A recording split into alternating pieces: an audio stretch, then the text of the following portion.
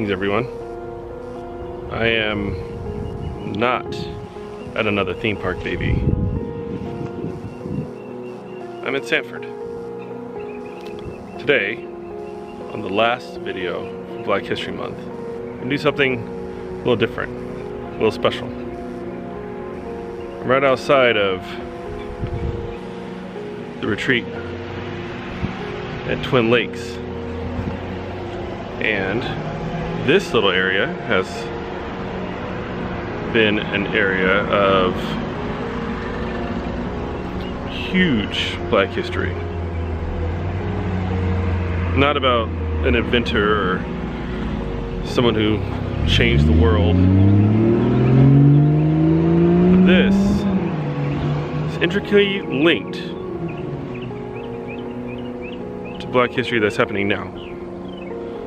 Especially when it comes to Florida, especially when it comes to Sanford, especially when it comes to one Trayvon Martin, because this is the spot where he got killed.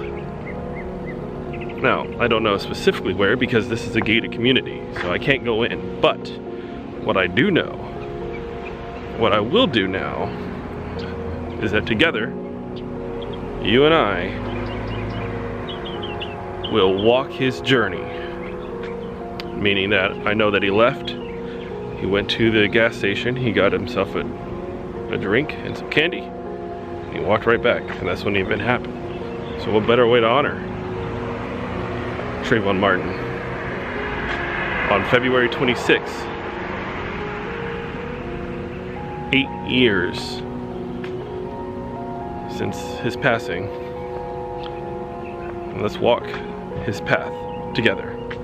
I don't know exactly like which one would have been, but if I'm trying to leave in a gated community, I mean, I'll jump this wall to get onto the main street. So we're gonna follow this all the way down, we're gonna get to the light, and we gotta cross over that way, heading towards that Best Buy. I'm sure like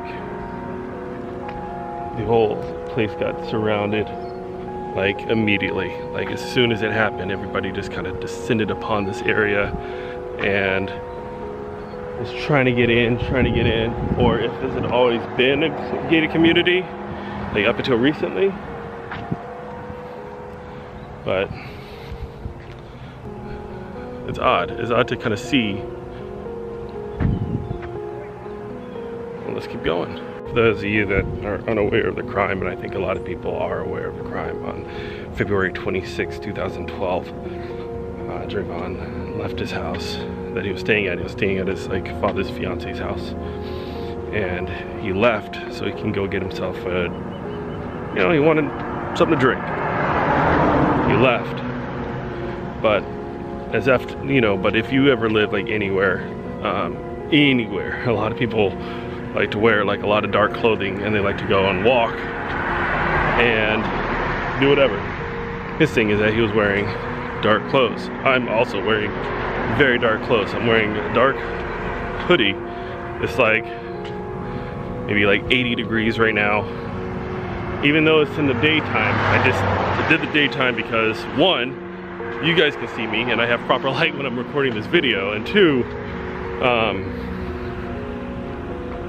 I also want the cars to see me because I don't want to get hit by a car. But he was wearing dark clothes. In this area, though, you have neighborhood watch.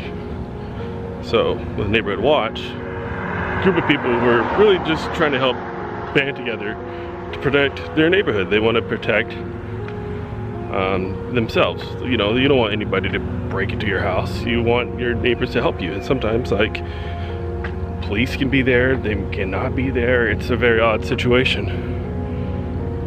And then he ran into one George Zimmerman, who wrestled him to the ground and shot him in the chest. All right, we're gonna cross the street here because I don't want to walk all the way down there. So if I'm trying to think of the quickest path is right through this Kohl's right here. I haven't lived here for very long. I actually moved out here in 2017. So being in Vegas, the news kind of just strikes you a little bit differently because in Vegas, You don't have that type of strife that you do here, but you also don't have the type of black history you do here in Vegas and on the West Coast. So when it comes to learning about all that, learning about black history, it hits you harder. You know about it, but it's not something that's like ingrained in you. Black history is here in the South, and it's amazing to see how that all comes to be. Why I bring that up is because there's a Kohl's here, and I don't know how long this building had been here. If it had been here for a long time or not. It could have just been an empty field for all I know. Like this parking lot, all of this would have been gone. Just imagine walking from here to that street right over there in an empty field.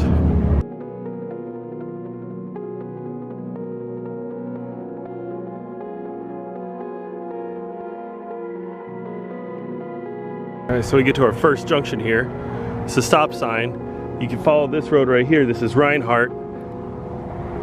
Now, there's two things to note. Down this way is a 7-Eleven and a Murphy's Gas, which is down this way. Or you can go this way and you go to Sam's Club.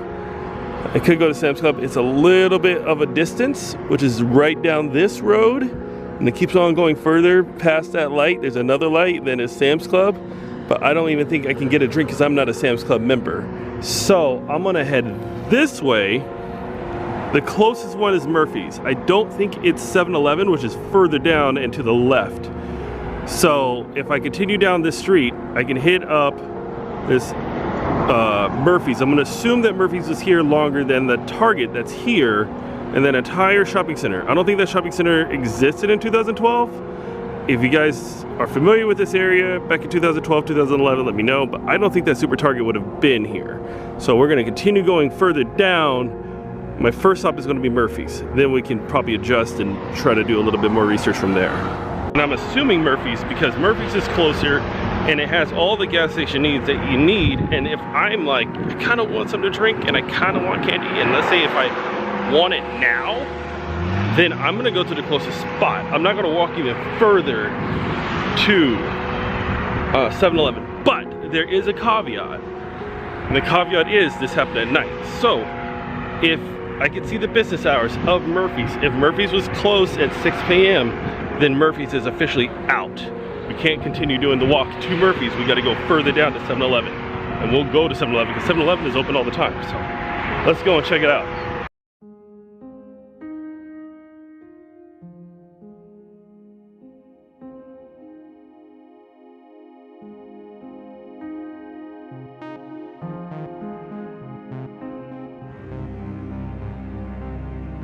So I just moved to a new neighborhood. And one of the things that I like about the new neighborhood is that everybody can walk anywhere. You see, I wake up in the morning, I see people jogging out in the streets, they're walking their dog, they feel perfectly safe. Now imagine, you're 17 years old, you're living in Sanford, you think everything is safe and it's not. So you find it's okay to throw on your shirt, throw on your hoodie, you're gonna walk to the 7-Eleven to get something to drink. You're safe, you're in an area that is safe. People walk here, they drive here, they bike here, they do everything here. And you feel safe. That's the thing, right? You feel safe. But what happens if you're not safe? And that level of comfort is taken away from you. Now you're not safe at all. You shouldn't have been safe. You let your guard down. Like imagine that. Imagine you're 17 years old in an area that you thought was some place that was a safe zone and it isn't. That's crazy talk to me. And like right now, I feel as safe as I could be. It's the daytime. Nothing can go wrong, right? Right?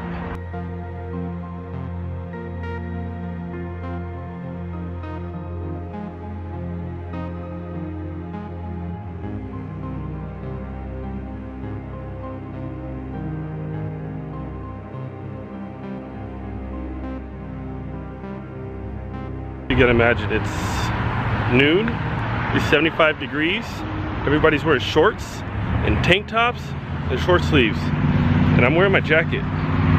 What are you thinking about that right now? What do you think? You think that's a little bit out of the ordinary? You think that that's a little bit out of character? That, hey, why is he wearing all that thick jacket stuff? It's not even that cold. Why would you even be wearing it? You think that raises red flags to folks that are driving by watching me walk? think it raising weird flags that I'm holding a camera and talking to it? Probably. But it's hot and I'm sweating and I know people are watching me and I got questions, which is fine. They can have their questions. What do you think if it was dark and it was the same temperature? Those questions still be kind of arose? Question marks and thoughts. How you feel? I wonder what was going on that night. I wonder what was going through people's minds that night.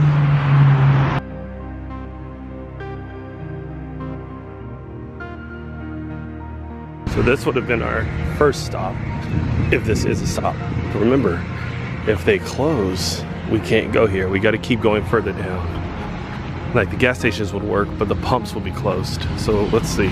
So the store hours is from 4:30 a.m. to 11 p.m. Except on Sundays it's 11:30. So February 26th of 2012, it would have been a Sunday. So they would have been closed at 11:30. So he could have got here at like 11, 10:30, still really dark at night, and still made it. But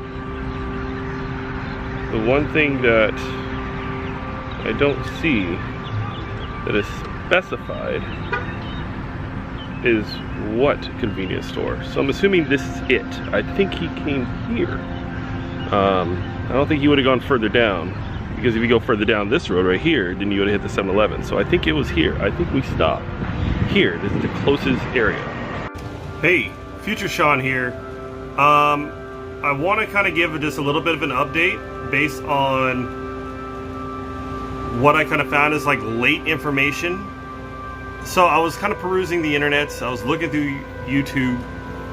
I don't think Murphy's gas station was the gas station he went to. I think it was the 7-Eleven. However, that 7-Eleven that is shown in the security footage is not the 7-Eleven that's located on that street. I have no idea which 7-Eleven he went to.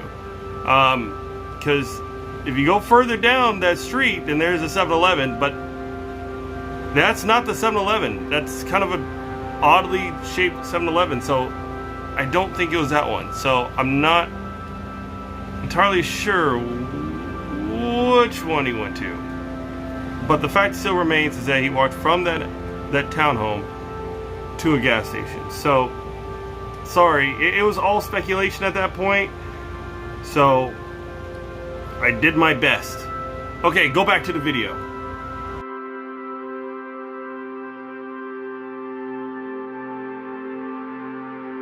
I picked this up because that's what they said that they found on him, and the cops irresponsibly released the photos of the crime scene, and these were the items that they found.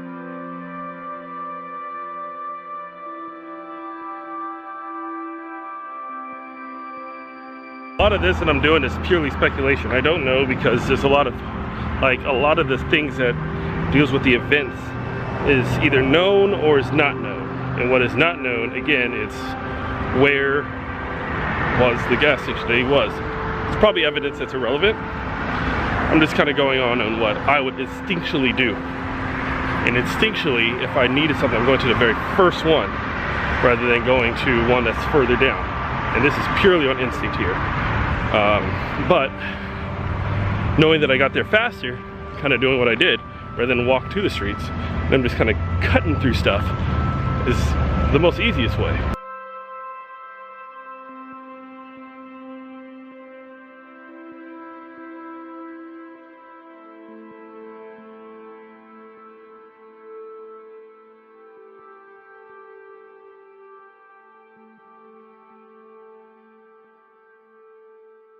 One of the things that I feel like I catch myself doing is like right now, like doing this walk, is that you're just kind of putting yourself in the mindset of what is going on, and especially what's happening in his mind. I don't think he was afraid. This is a walk he's probably done thousands and thousands of times. You know, it's 2012, so probably talking to one of his friends and just on the phone, walking, enjoying the sights. It's probably a nice day or a really nice cool night. Hey, it's a good night for a walk and you're safe.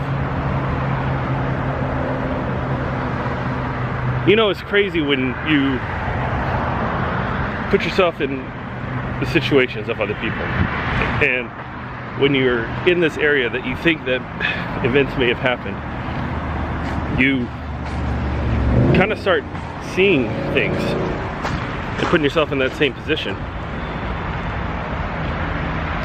and kind of getting that vibe, you know, and you feel that vibe right now because it's interesting. It's interesting to see how the events would have played out for him.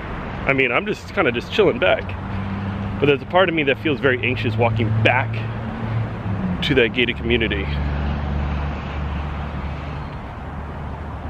even in the daylight.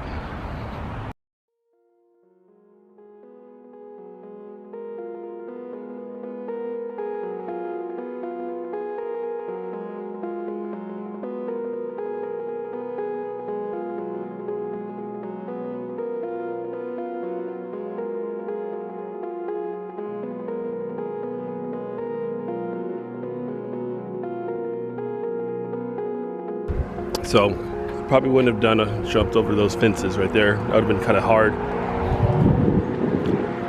But this retaining wall, probably like right at that lip right there, would have been perfect to get over without having to jump like a huge long distance. You're only jumping a short distance. So from that point on, then history is made. He jumps over a fence, he tries to go home. He's caught by George Zimmerman. He's tackled to the ground, he's beat up, and he's ultimately shot in the chest. Right in here, these apartment complexes, these townhomes.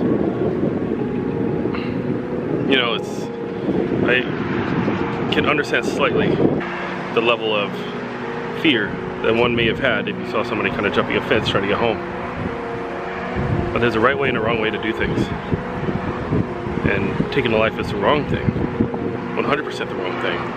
But from that moment on, it was a watershed moment, because from that moment on, then you kind of see that after that point, one after another, after another, after another, after another, after another, after another, black men and women being murdered and killed for stupid reasons, unjust reasons.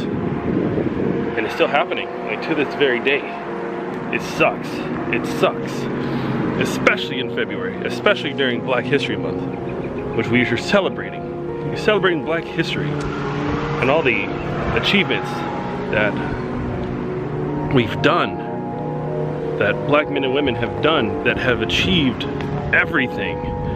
And it's marginalized. And then they look at blacks and they go, well, we're not safe. We're just as safe as everybody else. No different. You know, especially in a time where there's so much strife and separation. We still look at minorities in a very unjust way. And I think this moment in time helped bring awareness of that. Helped bring awareness that even though there is no slavery, and even though Jim Crow was eliminated, there is still this level of segregation and this level of racism still apparent in today's culture. And that's kind of what I wanted to bring here. I feel like this was a deeply emotional step, a walk, a journey. And I'm glad I did it. Something that needed to be talked about. So, for Black History, we celebrate you, Trayvon. You may not know it, but you changed American history. Black history, as you may well know it.